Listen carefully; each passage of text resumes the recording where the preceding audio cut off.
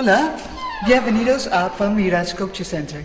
Ens obre la porta Nien, una holandesa que va canviar les finances per crear una casa per als escultors de tot el món. Ha convertit un antic molí d'oli a establiments en un centre dedicat a l'exhibició d'obres que a la vegada serveixi de residència d'artistes. Penso que existeixen experiències similars.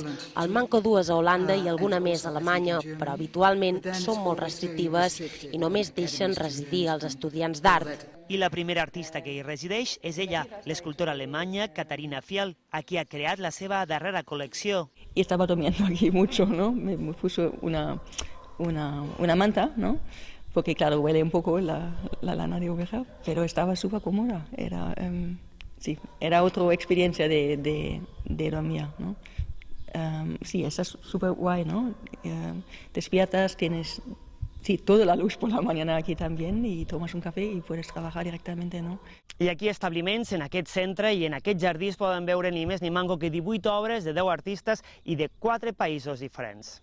Un espai per inspirar-se amb unes vistes impagables, tot un somni per als escultors fet realitat.